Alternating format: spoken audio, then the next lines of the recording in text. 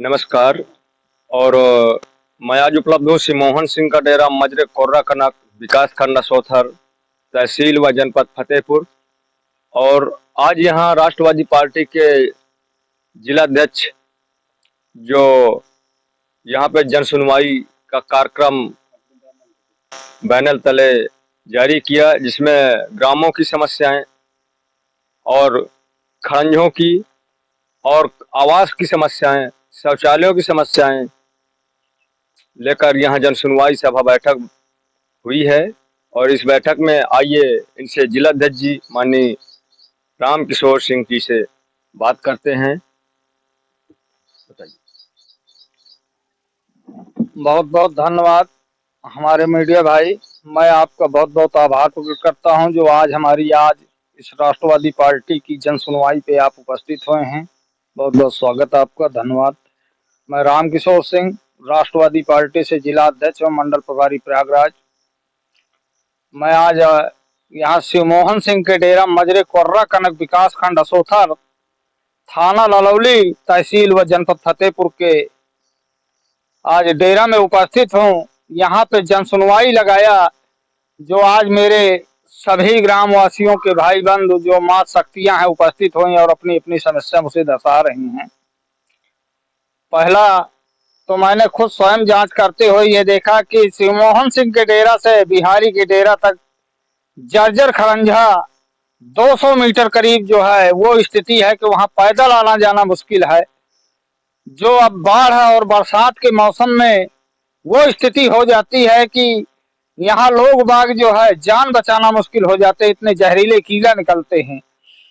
जिस संबंध में कई बार जो है ये ग्राम प्रधान को यहाँ के लोग सूचित किए, लेकिन ग्राम प्रधान कोर्रा कनक के जो हैं वो कह रहे हैं कि सरकार ने हमें बजट ही नहीं दिया है, हमारे पास बजट ही नहीं है। तो मैं ये सरकार से आग्रह करना चाहता हूँ कि ग्राम प्रधान कोर्रा कनक से एक आख्या मांगी जाए कि आपको कितना बजट दिया गया है और कितना कितना अपने कार्यकाल में क्या क्या कार्य किया है। लेकिन मौके में जो कोर्रा कनक के ग्राम प्रधान है उनका नाम आप बता सकते हैं? अवश्य। ग्राम प्रधान कोर्रा कनक के कुंदन शर्मा हैं। कुंदन लाल शर्मा। कुंदन लाल शर्मा यहाँ के ग्राम प्रधान हैं और उनके सहायक जो पंचायत सचिव हैं वो रवि मिश्रा जी हैं।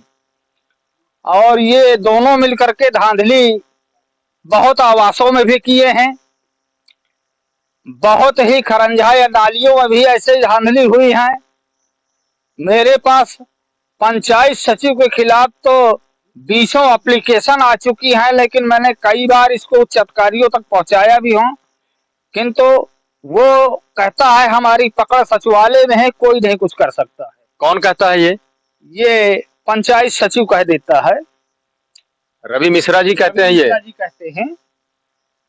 रवि मिश्रा जी कहते हैं कि हमारी पकड़ जो है सचिवालय तक है और हमें जहां फांसी में झुलाना हो तो झुला दीजिए अध्यक्ष जी, हमें फांसी का डर नहीं है। तो हमने कहा ठीक है, हमने अग्रिम कोई बात नहीं की। पहले तो हमने एक विचार धारणा अपने मन में उत्पन्न किया कि मैं एक याचिका बना करके जन याचिका जो है माननीय उच्च न्यायालय में दाखिल कर दूं, किंतु मैंने सोचा कि गरीब जनता है ये बेसहाय, ये कहाँ न्यायालय के चक्कर लगा पाएगी, इसलिए हमने कई बार ज्ञापनों में सरकार को इस मामले का आगाह भी किया हूं। दूसरा, ये ग्राम कोर्रा कनक के विकास खंड असोथर के पास एक घनश्याम का डेरा है। जो घनश्याम का डेरा मजरे कोर्रा कनक, वहां आज तक खड़ंजे का निर्माण ही नहीं किया गया है।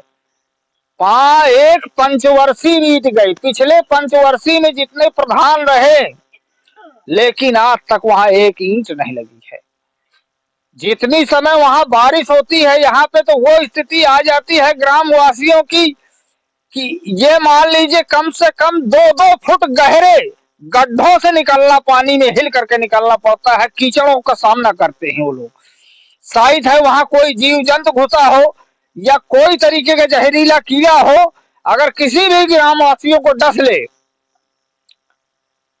तो उनके रजिस्टर पे तो सारा जो है लिखा लेखा जोखा क्लियर है कि यहाँ सारे जो है विकास कार्य हो चुके हैं, लेकिन धरातल की स्थिति वहीं पे वहीं पड़ी है, आज तक बदली नहीं है। ये हम सरकार को आगाह करते हैं कि भ्रष्ट अधिकारियों के खिलाफ कार्रवाई करे।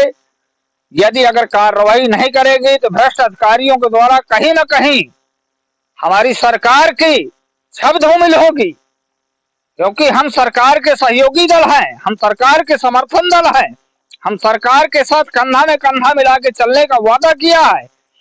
इसलिए हम धरातल पे आते हैं, धरातल पे आकर के जनता की समस्या सुनते हैं और जनता की समस्या रूबरू बात करके समस्या लेते हैं। उनके साक्ष्य के रूप से उनसे एक एप्लीकेशन भी लेते हैं कि कोई भी भ्रष्ट अधिकारी ये ना कह सके कि हमारे ऊपर फर्जी आरोप लगाए जा रहे हैं। जो हम राष्ट्रवादी पार्टी हमारी जो भी है वो सत्य निष्ठा के साथ कार्य करती है, जमीनी स्तर से कार्य करती है और सरकार के साथ सहयोग में रह करके भी जमीनी स्तर का कार्य करी है। और यदि अगर ऐसा रहा तो कहीं ना कहीं आगामी चुनाव में हमें परिणाम अच्छे नहीं दिखेंगे, हमारा दुर्भाग्य खराब होगा, इसमें हमारी सरकार की छब धूमिल होगी। हम सहयोगी पार्टी हैं सरकार के, यदि अगर हमारी सरकार के छब धूमिल होती है तो हमारी पहले ही धूमिल होती है। ऐसे में हम सरकार को आगाह करते हैं कि सरकार इनमें जो है भ्रष्टाचारियों के खिलाफ नकेल कसे और जहां जो स्थिति सही नहीं है वो स्थिति का सुधार करवाने का कार्य करे। अधिकतम मैंने कई जगहों पे ये देखा है, अब सरकार ने एक योजना लागू किया है, माननीय मुख्यमंत्री युवा उद्यमी योजना, क्योंकि सरकार ने ये कहा कि हम युवाओं को रोजगार देंगे और रोजगारों के लिए उनको बगैर गारंटी का ऋण मुहैया कराएंगे 5 लाख का, और उसकी गारंटी सरकार लेती है युवा की। लेकिन आज तक कोई बैंक किसी युवा को ऋण ही नहीं दिया है। क्या कारण है कि जो नहीं दिया इन्होंने? ये ऋण ही नहीं देते, कहते हम ये लोन ही नहीं करेंगे। ये सरकार सब ऐसे ही स्कीम लगाती ही रहती है। तो क्या सरकार में कमी है या बैंक में कमी है, इसके बारे में आप क्या कहना चाहते हैं? हमारा मानना ये है कि सरकार के जो निचले अधिकारी, जो बैंक कर्मचारी है, ये लोग घूसखोरी में रहते हैं।